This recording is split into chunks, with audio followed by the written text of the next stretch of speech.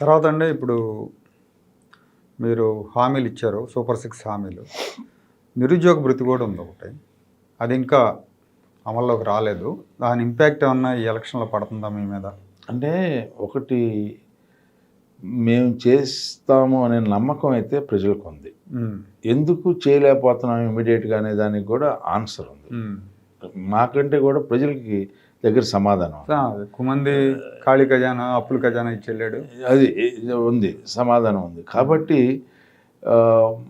ఆ ఇంపాక్ట్ నా మీద పడిద్దనే ఇదైతే మాత్రం క్లియర్గా ఉంది, ఏం పడదు అనేది. ఇంకొకటి ఏంటంటే, దీన్ని రాజకీయం చేయడానికి ఇతరులు ప్రయత్నిస్తారు. ఆ ప్రయత్నం కూడా నాకు అనుకూలిస్తుంది. ఎందుకంటే జగన్మోహన్ రెడ్డి గారు ఎన్నిసార్లు మాట్లాడితే నాకు అంత ప్లస్ పాయింట్ అని నేను అనుకుంటున్నాను. ఇదేం నేను వేరే ఉద్దేశం చెప్పాలి. ఎందుకంటే ఆయన, నేను మొన్నటిదాకా ఒకటిలాగా ఉన్నాను, నేను రెండులాగా అవుతానంటే దేనికి అవుతారు? జనం భయపడిపోతున్నారు.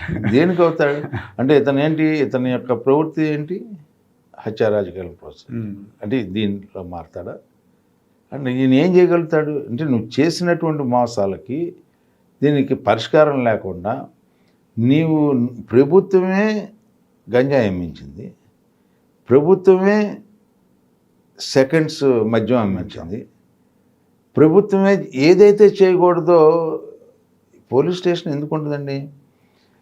లా అండ్ ఆర్డర్ వైలేషన్ జరగకుండా నేను ఉన్నాను అనేది చెప్పడానికి.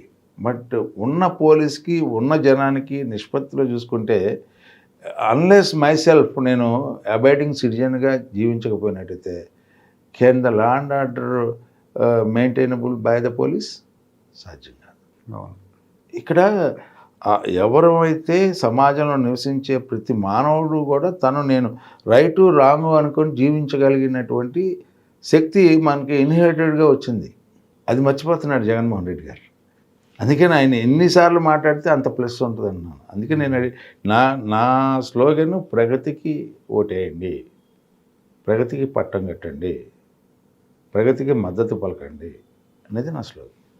ఓకే అండి, ఫైనల్గా మీరు ఎమ్మెల్సీగా ఎన్నికైతే మీ సెక్షన్ ఏదైతే ఉందో ఈ గ్రాడ్యుయేట్స్ సెక్షన్కి ఏం చేయాలనే ఆలోచన, ప్లాన్ ఉంది మీకు? రెండోది, మీరు ఈ 2 జిల్లాలకు సంబంధించి ఎన్నిక అవుతున్నారు కాబట్టి ఈ 2 జిల్లాల పరిధిలో ఏం చేయాలని ఆలోచిస్తున్నారు? ఖచ్చితంగా ఏ సమస్యలు అయితే పట్టుబద్దులు ఫేస్ చేస్తూ ఉన్నారు, ఉద్యోగ అవకాశాలు లేక ఒకటి, ఉద్యోగ సంఘాల్లో జనరల్గా ఉన్న ఇష్యూస్, అంతేకాకుండా మనం ఏం చేస్తే ఈ రాష్ట్ర అభివృద్ధిలో భాగం అవుతాం అనేది కూడా మనం ఆలోచించాలి.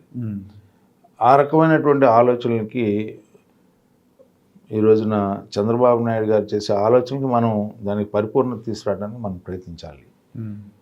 మనం ఆ రకమైనటువంటి ఇండస్ట్రీస్ కానీ, లేకపోతే ఎవరైతే కంపెనీస్ ఉన్నారో, ఇంకోటి కూడా నేను మిస్ అయ్యాను మీకు చెప్పడం. చంద్రబాబు నాయుడు గారు విజన్ వల్ల మనకి వాళ్ళు దాదాపు 200 కాలేజీ, మంచి కాలేజీలు ఉన్నాయి అనుకోండి.